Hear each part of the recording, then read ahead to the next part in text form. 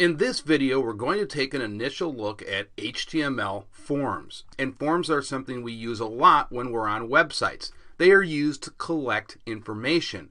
And so you might have filled out a contact information form on a website, and when you submit that, it's handled by a web server. So we're not going to handle that part of it. That's for a future video. But in these next few videos, we're going to talk about the actual input fields. That's what we're going to create with HTML. Now, it all starts with the form element tag. You can see that right here. We have the opening tag. We have the closing tag. Now, by itself, the form element tag doesn't do anything. It just declares in HTML that this is a form that we're going to submit. And you can see here, though, we have a blank web page. Nothing in there because, again, the form element tag by itself doesn't do anything. We have to put our input elements inside the form element. That's why I put this comment right here. Input elements go in here. So the first thing we're going to do in this video is create one of the most common input elements, and that is the one-line text box. And you've seen that many times when you've filled out information on a website. So I'll just copy and paste the first line here.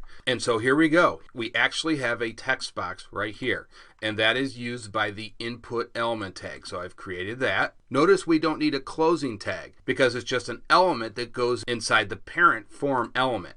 So that's the way it works. Now the key to this is to understand this attribute right here.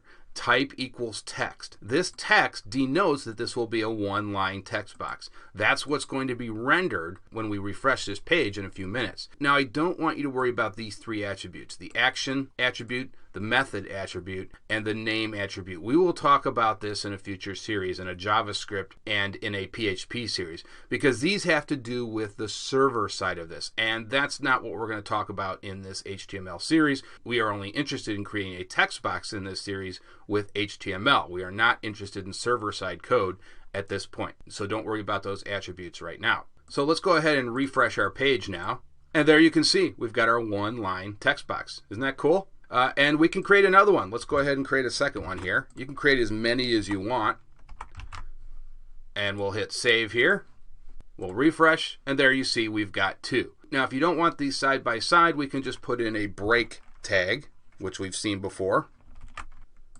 And we'll hit refresh, and there you can see now they're in a top-down order. And you'll notice that when we click on the actual control, this is called a control, by the way, the actual one-line text box, though very few people call it a control. They usually just call it a one-line text box. But when we click on the control, it is highlighted in the browser. Now, let's say you want to change the length of this box on your page. Let's say it's not wide enough to contain all the information that you want the user to enter. Well, it will automatically scroll to allow more letters. But what if you want this to be wider so people don't have to use a scroll bar? We can accomplish that by the size attribute. So let's go ahead and put that in right here. And we'll say size equals, and we'll say 100 characters. And we'll leave this bottom text box alone. So let's go ahead and refresh this, and let's see what we get. And you can see how much wider this is now. In fact, let's lower that to a more reasonable amount. How about 50 characters?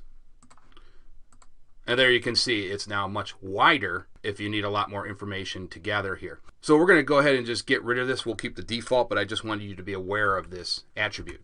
Okay, that's going to do it for this video. In the next video, we're actually going to create some labels for these one-line text box. So we'll do that in the next video. See you guys then.